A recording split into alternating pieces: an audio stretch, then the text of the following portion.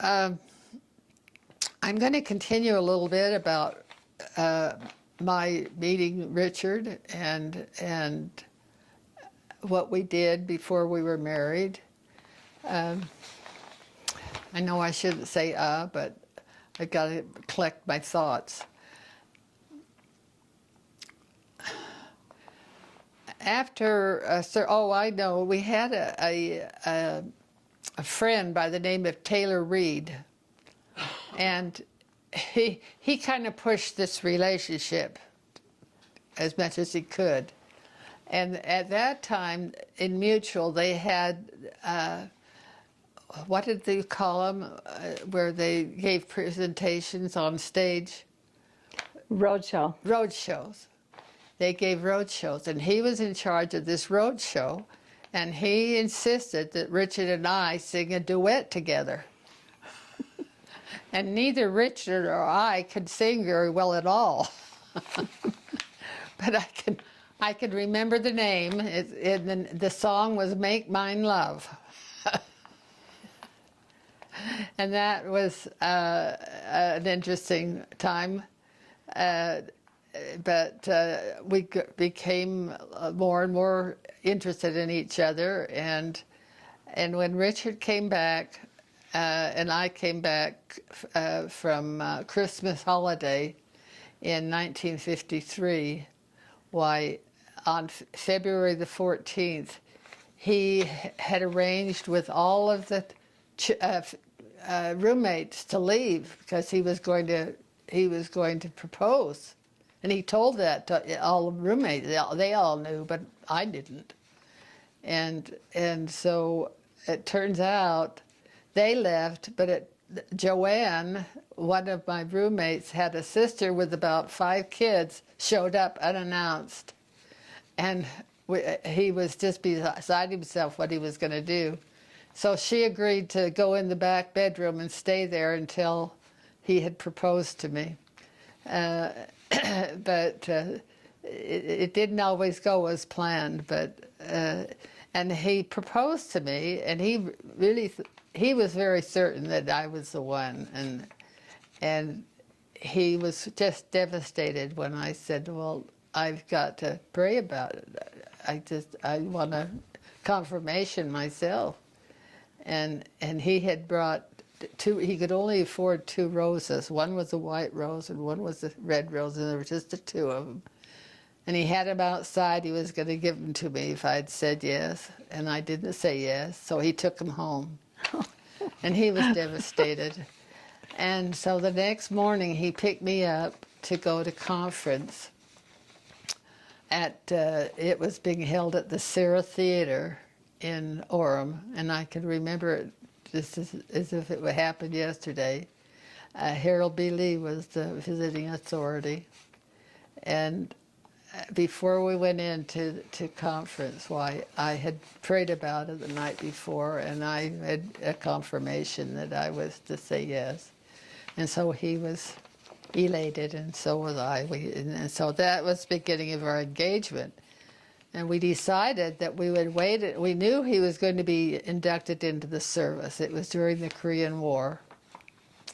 So we decided we would wait until he came back from the war, put in his 2 years.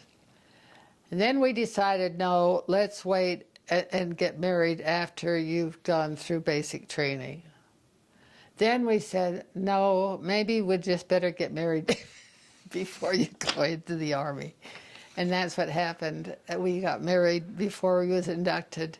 And we were poor as church mice. We had a $50 refund from my tuition.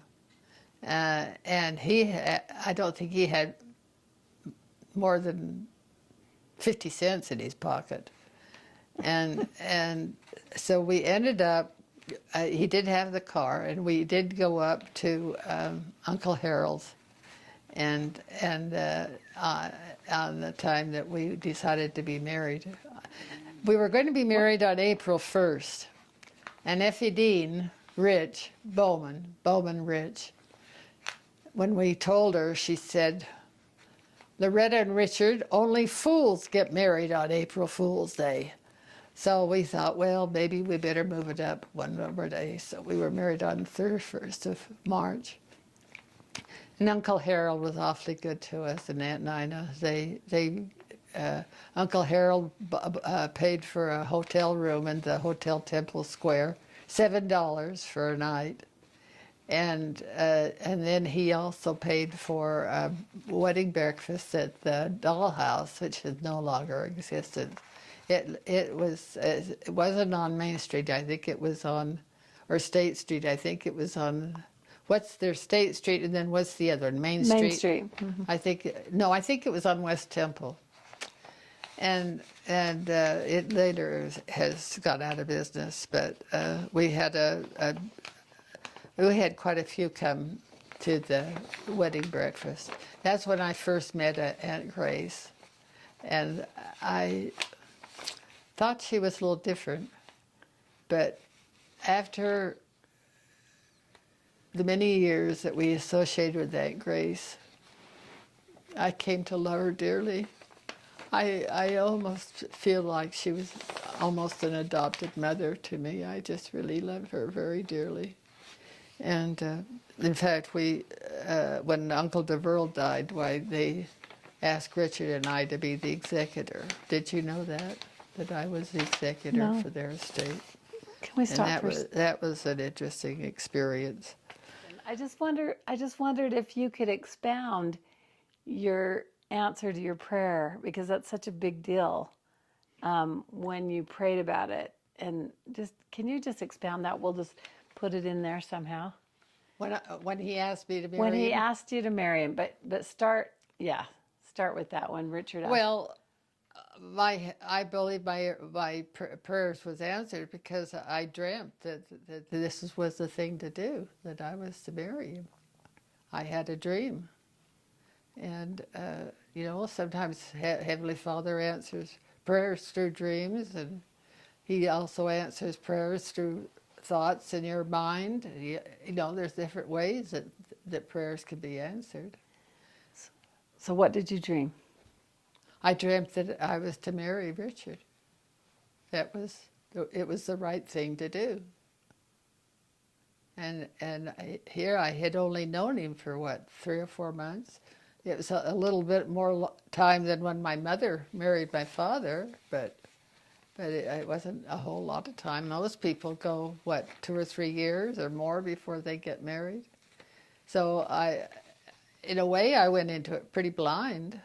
But look how blessed I was, how the Spirit knew that was what I should do. And see how my life unfolded. I went to BYU. I became interested in genealogy. And I'll have to tell you this, the day of our wedding, Uncle Harold and we stayed the night before at Uncle Harold and Aunt Nina's. And the day before, Richard checked his recommend and found out he didn't have a recommend to get married. He had to have a special recommend. So Effie Dean arranged for him to go and talk to one of the authorities. It was the cousin who was it that was the ambassador? Spencer W. Kimball? Hmm? Spencer W. Kimball? No, it wasn't Brother Kimball. It was, anyway, it was one of the authorities. And he told him the fact that he only had to go to Provo to see the bishop to get a recommend. He wouldn't sign it. So Richard had to hitchhike to Provo in order to get the recommend to get married. And he came in about midnight or so the night before we were married. And this other roommate that lived with us is the only one that had been through the temple. And so she came to Salt Lake and was with me and to help me get married. And another roommate had a wedding dress that she wanted me to wear, and it was a wedding dress she had made for when she was going to be married, I think she made it when she was 16 years old, and she was going to marry this particular individual. She submitted it to the Idaho State Fair and won grand honors on it. It was just a beautiful dress. And she said, Loretta, I'd like you to wear it. And it just fit me perfectly. So we didn't have any money, but one thing I am sad about is that we didn't have enough money to have pictures taken of me in that wedding dress. I never, but So you told me a little bit about the story. Didn't she end up giving it to you later? Can you finish the story? the what? Didn't she end up giving you that wedding dress? She later gave me the wedding dress, yes. And it burned in the fire, but I still have it. But it's scorched. I don't know where it was during the fire. We had a fire in our home in Salt Lake in 1976 that I'll talk about a little later.